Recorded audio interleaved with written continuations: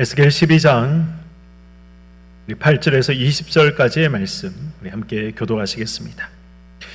이튿날 아침에 여호와의 말씀이 또 내게 임하여 이르시되 인자야, 이스라엘 족속 곧 그 반역하는 족속이 내게 묻기를 무엇을 하느냐 하지 아니하더냐.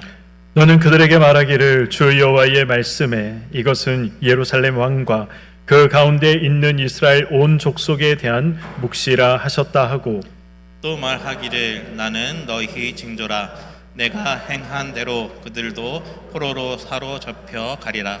무리가 성벽을 뚫고 행장을 그리로 가지고 나가고 그 중에 왕은 어두울 때에 어깨에 행장을 메고 나가며 눈으로 땅을 보지 아니하려고 자기 얼굴을 가리라고 하라. 내가 또 내 그물을 그의 위에 치고 내 올무에 걸리게 하여 그를 끌고 갈대아 땅 바벨론에 이르리니 그가 거기에서 죽으려니와 그 땅을 보지 못하리라. 내가 그 호위하는 자와 부대들을 다 사방으로 흩고 또 그 뒤를 따라 칼을 빼리라. 내가 그들을 이방인 가운데로 흩으며 여러 나라 가운데에 해친 후에야 내가 여호와인 줄을 그들이 알리라. 그러나 내가 그중 몇 사람을 남겨 칼과 기근과 전염병에서 벗어나게 하여 그들이 이르는 이방인 가운데에서 자기의 모든 가증한 일을 자백하게 하리니 내가 여호와인 줄을 그들이 알리라.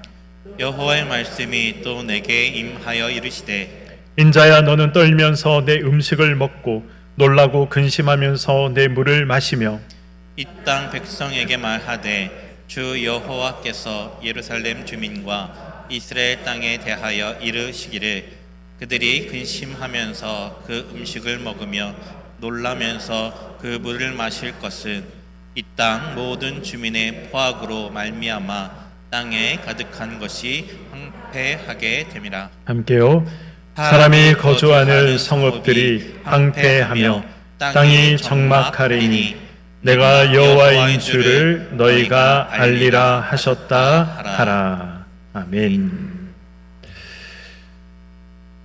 네, 우리 지난 시간 우리가 살펴본 우리 에스겔 12장 1절에서 7절 말씀 혹시 어떤 내용인지 기억을 하고 계십니까? 하나님께서 에스겔에게 이제 어떤 이 상징을 이 하나님의 심판을 상징하는 한 행동을 에스겔에게 하라라고 말씀을 하십니다.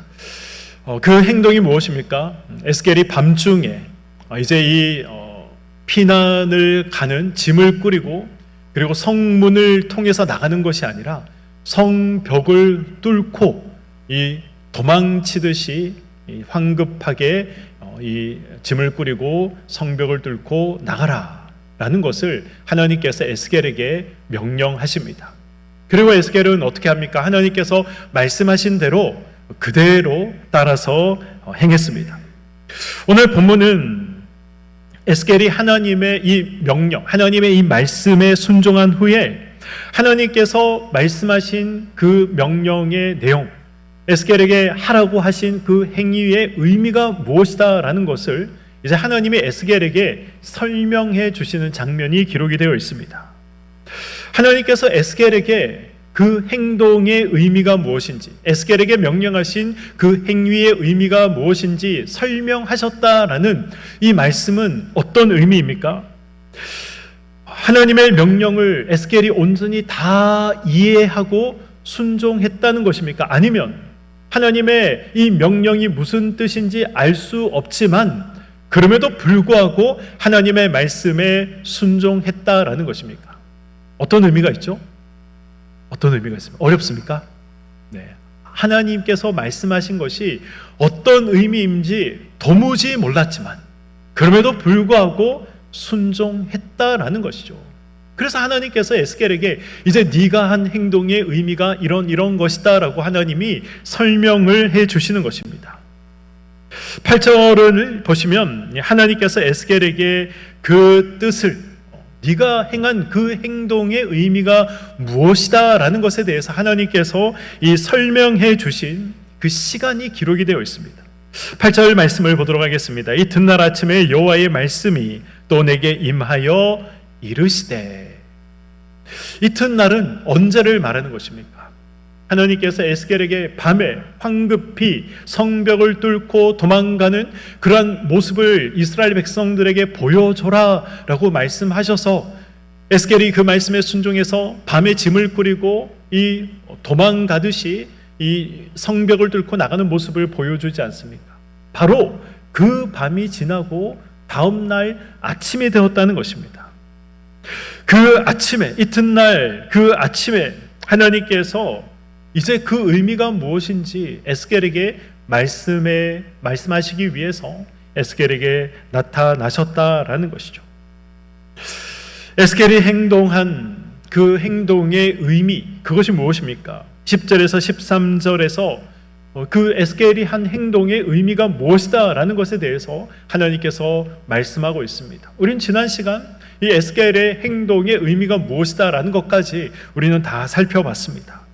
예루살렘의 왕과 또 이스라엘 족속들이 전쟁의 포로로 끌려갈 것이다 라는 사실, 그리고 이 절체절명의 위기를 맞아서 목숨을 부지한 사람들은 밤중에 성벽을 뚫는다라는 말이 어떤 의미가 있다라고 말씀을 드렸습니까?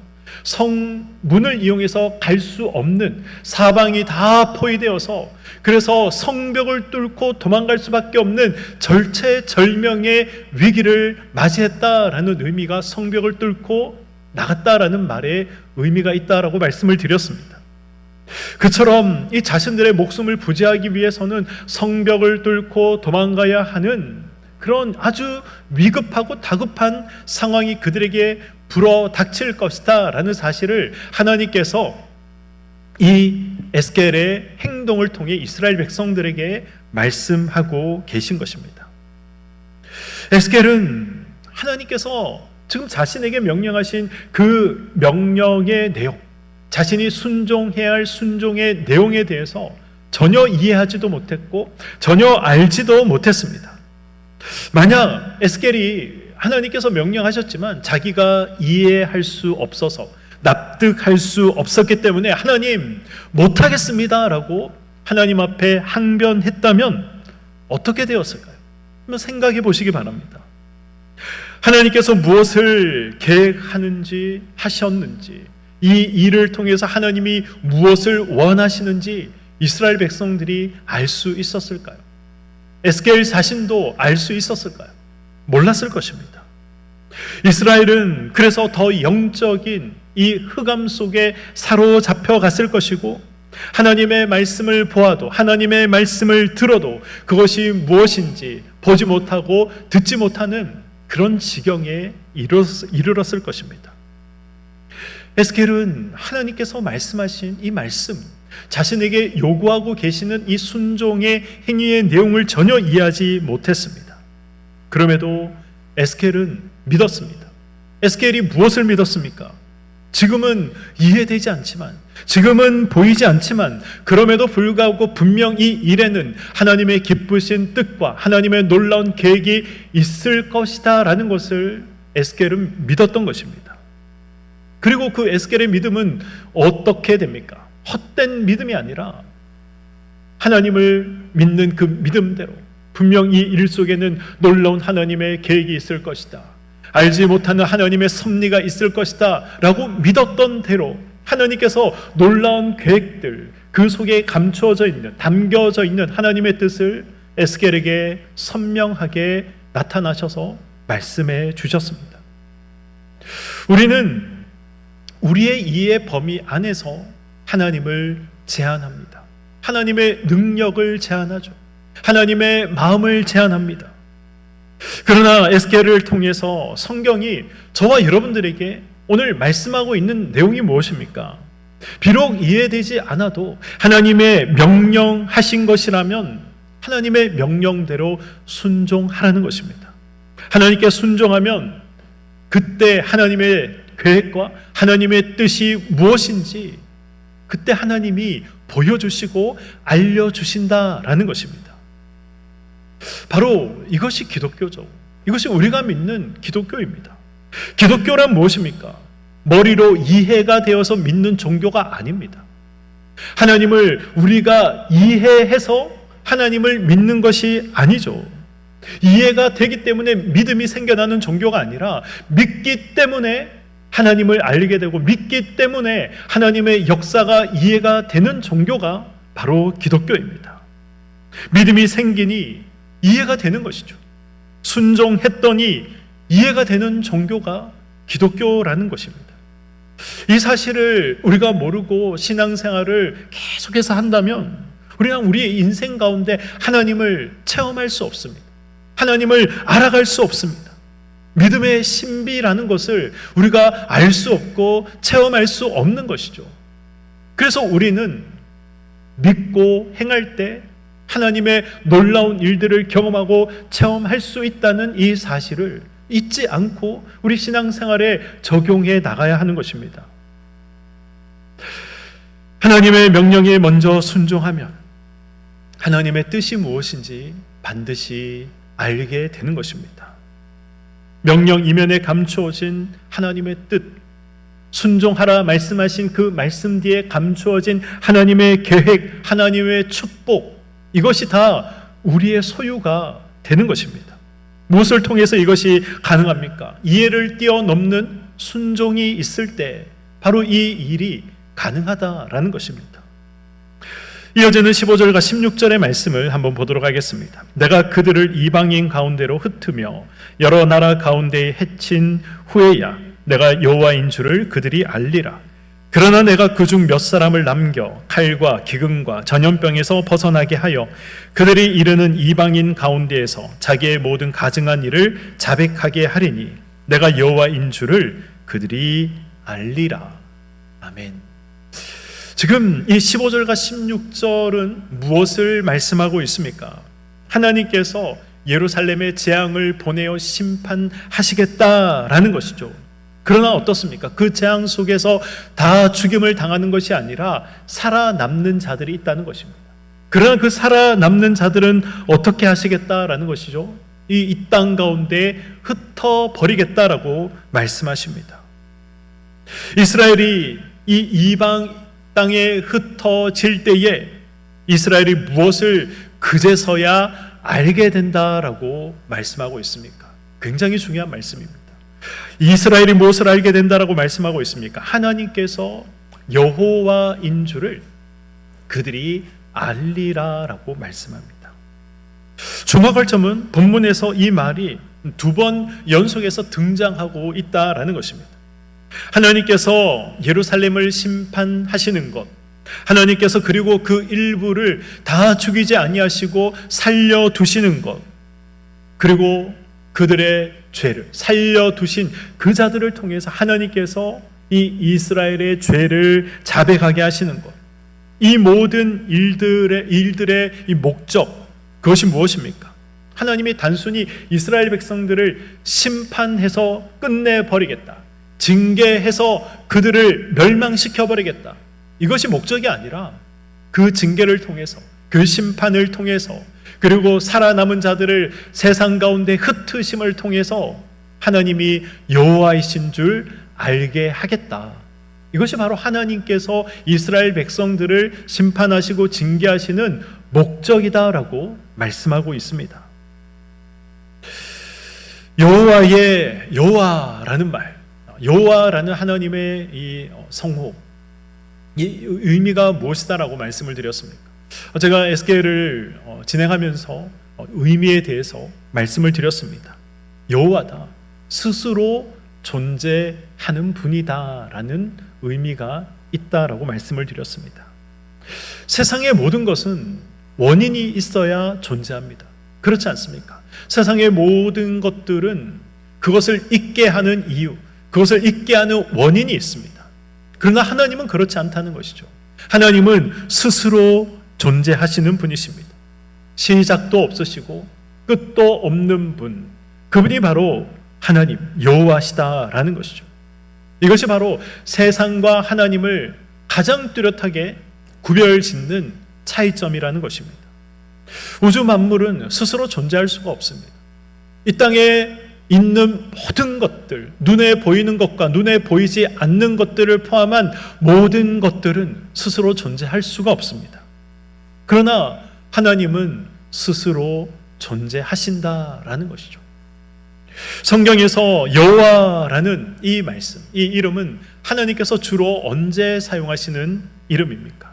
하나님께서 말씀하신 모든 것들을 하나도 빠짐없이, 하나도 남김없이 하나님께서 이루어 나가실 때 여호와다라는 이 이름을 사용하십니다. 하나님께서 말씀하신 모든 것들을 하나도 남김없이 이루어 가시는 분이 하나님이시다라는 것을 확인할 때 여호와라는 이름이 사용이 됩니다. 이스라엘의 만약 하나님께서 스스로 존재하시고 모든 것들을 말씀하신 대로 이루어 나가시는 분이다라는 사실을 그들이 믿었더라면 그들의 신앙이 흔들릴 수 있었을까요?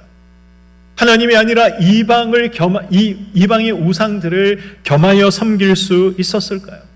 그렇지 않았을 것입니다.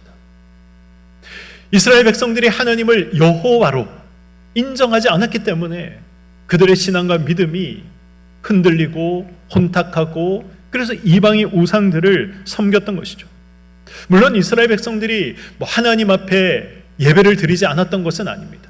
하나님 앞에 제사를 지내지 않았던 것은 아닙니다. 하나님 앞에 제사를 지냈죠. 하나님 앞에 예배를 드렸습니다.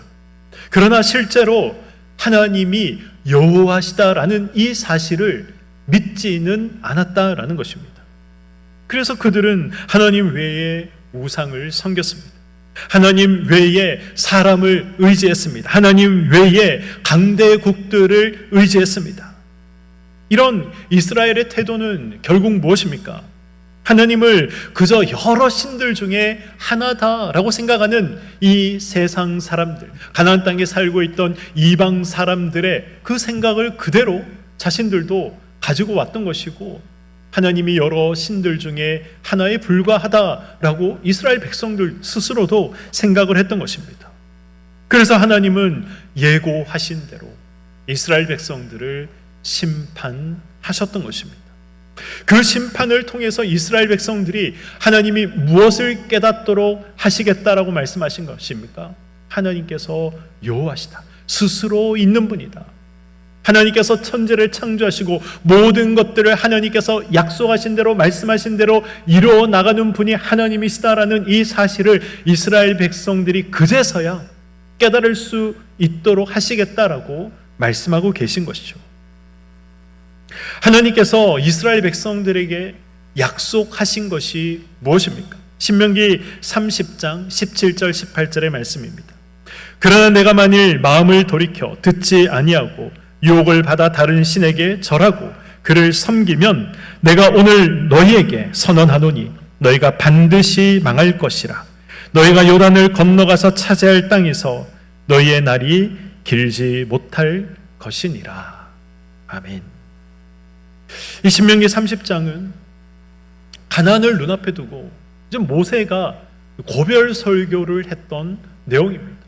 마지막 이스라엘 백성들에게 마치 유언과도 같은 말씀을 남기고 있는 것이 신명기 30장의 모세의 설교입니다. 이 모세의 설교의 내용이 무엇입니까? 너희들이 가나안 땅에 들어가서 우상을 섬기면, 이방의 우상을 섬기면 하나님께서 이 땅에서 너희들을 쫓아내실 것이다. 이 약속을 하나님께서 이스라엘 백성들에게 말씀하신 것입니다. 모세가 이 설교, 하나님의 말씀을 전한 후에 800년이라는 시간이 흘렀습니다. 이미 이 800년이라는 시간 속에서 어떤 일들이 일어났습니까? 이미 북이스라엘은 우상 숭배하는 문제 때문에 나라가 멸망당했습니다. 북이스라엘 사람들은 그래서 자신들이 살고 있던 가나안 땅에서 쫓겨나게 되는 아픔을 이미 겪었습니다. 남유다는 어떻습니까? 남유다는 지금 멸망 직전에 이제 와 있는 것이죠. 온전히 하나님을 섬기지 않았기 때문에, 하나님께서 명하신 대로, 하나님이 약속하신 대로 우상이 아니라 하나님을 온전히 섬기면 축복을 받고 이 땅이 영원히 너의 땅이 될 것이다 라고 말씀을 하셨지만, 하나님의 이 말씀에 순종하지 않아 우상을 섬겼기 때문에, 하나님을 여호와로 알지 못했기 때문에 결국 멸망을 눈앞에 두고 있었던 것입니다. 이스라엘은 이 나라의 멸망을 통해서 무엇을 깨닫게 됩니까? 하나님께서 말씀하시면, 하나님이 약속하시면 그 말씀대로, 그 약속대로 반드시 이루어지는구나 라는 것을 자신들의 나라가 멸망당한 후에야 그러한 사실들을 확인하고 깨닫게 되었다는 것입니다. 멸망 후에 이스라엘 백성들을 한번 보시기 바랍니다. 지난 시간에도 말씀을 드렸지만 이제 멸망 후에 바벨론에서 포로로 살아가다가 이스라엘 백성들이 다시 예루살렘으로 돌아왔을 때, 이 유대 땅으로 돌아왔을 때 그 후에 기록된 이 구약 성경들을 보시면 이스라엘 백성들이 우상을 섬겼다라는 내용이 기록되어 있지 않습니다. 하나님께서 이스라엘 백성들이 우상을 섬겨서 그들을 책망하셨다라는 내용, 너희들이 우상을 섬기면 또 심판하겠다라는 그런 내용들이 기록되어 있지 않습니다. 무엇을 말씀하시는 것입니까? 이스라엘 백성들이 나라가 멸망당한 후에야 하나님께서 말씀하시는 대로 이루시는 분이고 하나님이 유일하신 참 신이시구나, 이 사실을 그들이 나라가 멸망당하는 것을 통해서 뼈저리게 느꼈고 깨닫게 되었기 때문에 더 이상 우상 숭배를 하지 않았다라는 것을 성경의 내용들을 통해서 우리가 확인할 수 있는 것입니다. 우리는 이스라엘의 역사를 통해, 특히 우리가 지금 살펴보고 있는 이 에스겔 말씀을 통해서 하나님을 아는 것이 저와 여러분들에게 얼마나 중요한 것인가, 우리는 이것을 깨달아 알아야 합니다. 하나님께서 여호와시다라는 이 사실, 모든 성경이 그렇지만 특히 에스겔서는 바로 이 사실을 저와 여러분들에게 말씀하기 위해서 기록되어진 성경입니다. 에스겔서에서 반복적으로 등장하는 내가 여호와인 줄을 그들이 알게 하겠다라는 이 말씀, 에스겔서에 이 말씀이 몇 번 등장하는지 아십니까? 무려 70번이나 반복되고 있습니다. 70번이나 반복되고 있다. 70번이나 하나님께서 에스겔을 통해서 강조하고 계신다라는 것이 어떤 의미겠습니까? 하나님께서 에스겔을 통해서 에스겔서를 기록하신 목적이 여기에 있다는 것이죠. 하나님께서 여호와시다. 하나님이 여호와이심을 너희들이 알아야 한다. 하나님은 지금 이 사실을 저와 여러분에게 말씀하고 계신 것입니다. 에스겔서를 통해서, 성경을 통해서, 그래서 우리가 무엇을 알아야 합니까? 하나님이 어떤 분이신지 분명하게 깨달아 알아야 합니다. 하나님의 하나님 되심을 인정하고 말씀에 우리가 순종하는 발버둥, 또 우리가 말씀에 순종하는 몸부림이 저와 여러분들에게 있어야 한다는 것이죠. 그런 삶이 복된 삶인 것입니다. 신명기 28장을 보시면 하나님께서 이 에발산과 그리심산에 이스라엘 백성들을 세우시면서 축복과 저주의 약속을 하시지 않습니까? 어떤 내용입니까? 하나님의 말씀에 순종하면, 하나님의 말씀에 순종한다는 것이 무엇입니까? 하나님께서 여호와이심을 인정하면, 그런 삶을 살아가면 나가도 복을 받고 들어와도 복을 받는다는 것입니다. 그러나 하나님의 말씀에 순종하지 않으면, 하나님이 여호와이심을 알지 못하면 나가도 저주를 받고 들어와도 저주를 받는 것입니다. 여호와다라는 이 하나님 이름의 의미가 무엇인가 기억하시기 바랍니다. 지난 이 WBC 시간에 우리가 배웠듯이 여호와라는 이 이름의 의미를 우리가 제대로 알지 못하고 사용한다면, 그래서 이 믿음과 행위가 불일치한다면 어떻다라는 것입니까? 여호와의 이름을 망령되이 일컫는 것이다 라는 것입니다. 하나님은 하나님의 이름이 망령되이 일컬음을 당하는 것을 가만히 두고만 보시지 않습니다. 하나님께서 그것을 지켜만 보시지 않습니다. 이어지는 17절에서 20절의 말씀을 보도록 하겠습니다. 여호와의 말씀이 또 내게 임하여 이르시되, 인자야, 너는 떨면서 내 음식을 먹고 놀라고 근심하면서 내 물을 마시며 이 땅 백성에게 말하되, 주 여호와께서 예루살렘 주민과 이스라엘 땅에 대하여 이르시기를 그들이 근심하면서 그 음식을 먹으며 놀라면서 그 물을 마실 것은 이 땅 모든 주민의 포악으로 말미암아 땅에 가득한 것이 황폐하게 됨이라. 사람이 거주하는 성읍들이 황폐하며 땅이 적막하리니 내가 여호와인 줄을 너희가 알리라 하셨다 하라. 아멘. 하나님은 이 에스겔에게 다시 또 다른 이 상징적인 행위를 명령하십니다. 그 상징적인 행위의 이 명령의 내용이 무엇입니까? 떨면서 음식을 먹어라. 놀라고 근심하면서 물을 마셔라 라는 것입니다. 떨면서 음식을 먹는 것, 놀라고 이 음식을 먹고 놀라고 근심하면서 이 물을 마시는 것, 이것이 나타내는 의미가 무엇입니까? 공포와 두려움으로 제대로 먹지 못하고 마시지 못하는 육체의 고통, 정신적인 고통을 말씀하고 있는 것입니다. 19절 후반부를 보시면 이 공포와 두려움의 이유가 무엇 때문이다 라고 말씀하고 있습니까? 땅에 가득한 것이 황폐하게 될 것이기 때문이다 라고 말씀하고 있습니다. 그리고 황폐함의 이유는 이 예루살렘이 철저하게 무너지고 파괴되는 이유는 바로 이스라엘의 포악 때문이다 라고 성경은 말씀하고 있습니다. 우리가 알고 있는, 그리고 지금까지 에스겔서를 통해서 하나님께서 이 예루살렘이 멸망당하는, 심판받는 이유가 무엇이다 라고 말씀하고 있습니까? 우상 숭배 때문이다 라고 말씀하고 있습니다. 그러나 19절에서는 이스라엘의 포악 때문이다 라고 달리 말씀하고 있습니다. 이 앞뒤가 맞지 않는 이 내용을 우리가 어떻게 생각해야 되겠습니까? 우상 숭배가 우리의 내면을, 우리의 생각과 우리의 마음을 포악하게 만든다는 것입니다. 이스라엘 백성들이 왜 우상을 섬겼습니까? 쉽게 말하면 더 잘 먹고 더 잘 살기 위해서 우상을 섬겼습니다.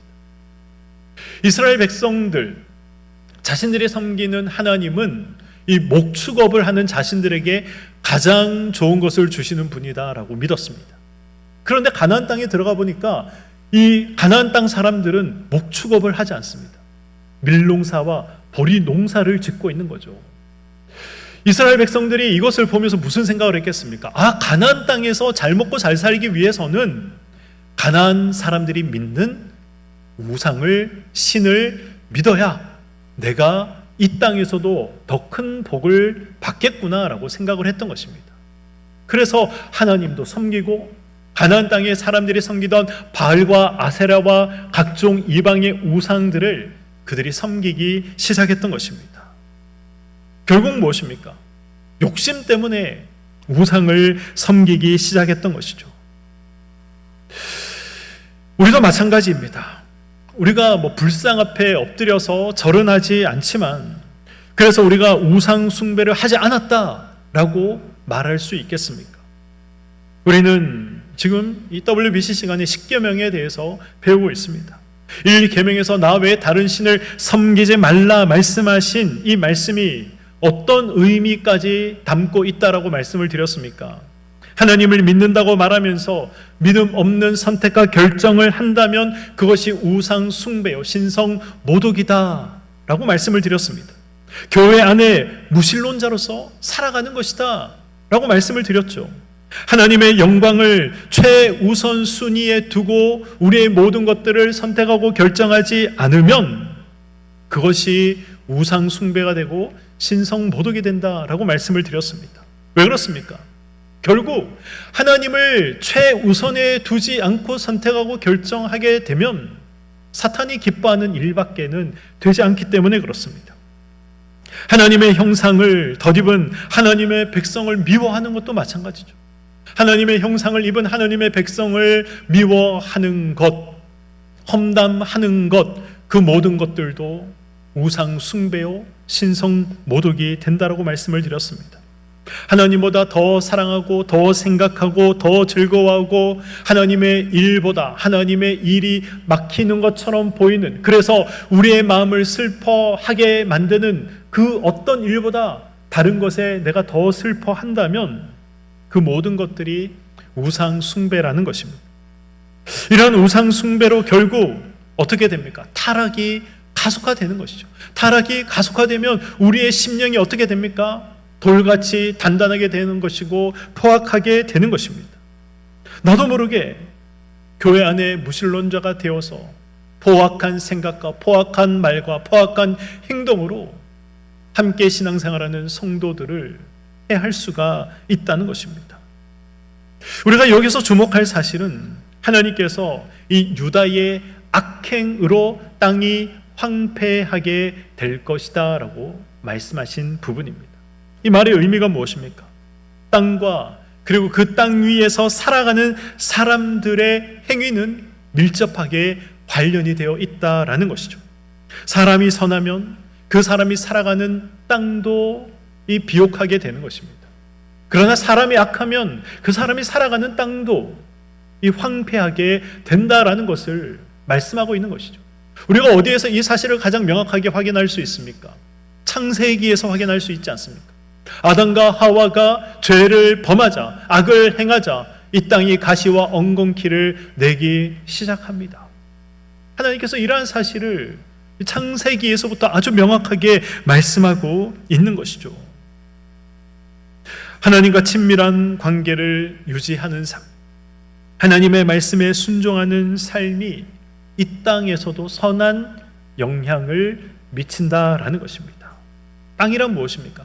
땅이란 문자 그대로 땅 자체를 의미하기도 하지만 그러나 우리가 살아가는 삶의 모든 영역을 말하는 것입니다. 하나님과의 온전한 관계를 통해서 이 우리 삶의 모든 영역을 하나님께서 축복하시는 것이죠. 하나님과 온전한 관계가 맺어지면 우리 삶의 전 영역을 하나님께서 축복하는 것이고, 하나님과의 온전한 관계가 맺어지지 못하면 그 반대가 우리의 삶 가운데 나타난다는 것입니다. 이것이 우리의 삶의 자리와 영역을 비옥하게 가꾸는 유일한 방법이다라는 것을 잊지 마시고 기억하시기 바랍니다. 오늘 말씀을 맺도록 하겠습니다. 만복의 근원은 하나님께서 여호와이심을 아는 것입니다. 만악의 근원은 하나님께서 여호와이신 줄 모르고 살아가는 것입니다. 하나님께서 여호와시다. 이 말씀은 저와 여러분들이 생각하는 것보다 더 깊은 의미가 있고 더 넓은 의미가 있고 더 중요한 의미가 있다라는 것을 잊지 마시기 바랍니다. 이사야 57장 21절을 보시면 내 하나님의 말씀에 악인에게는 평강이 없다라는 말씀이 기록이 되어 있습니다. 복된 삶, 우리는 평강의 삶, 그런 삶을 살아가기를 원합니다. 하나님께서 여호와이심을 알아야 이러한 삶이 우리에게 약속이 된다라는 것이죠. 아는 대로, 믿음대로 순종과 행함이 저와 여러분들에게 있어야 한다는 것입니다. 그것이 우상 숭배의 삶이 아니라는 것이죠. 믿음의 고백대로 우리의 삶 가운데 드러나고 나타나는 것이 하나님이 여호와이신 줄 아는 삶이요, 그런 삶을 살아가지 못하는 것은 우상 숭배의 삶이다라는 것입니다. 오늘 이 말씀, 하나님께서 여호와이신 줄 알라라는 이 말씀을 기억하시고 만악의 근원을 우리가 제거하고 멀리하며 만복의 근원을 기억하며 살아가시는 저와 여러분의 삶이 되시기를 소망합니다. 그래서 이스라엘 백성들과 같은 그런 범죄, 그런 실수를 범하며 살아가는 것이 아니라 하나님께서 여호와이시다, 스스로 존재하는 분이다, 모든 것들을 만들고 모든 것들을 주시고 모든 역사를 움직이는 분이 내가 믿는 하나님이다라는 이 고백에 합당한 순종의 행위가, 삶의 열매가 저와 여러분들에게 있으시기를 주님의 이름으로 간절히 축원드립니다. 아멘. 기도하겠습니다.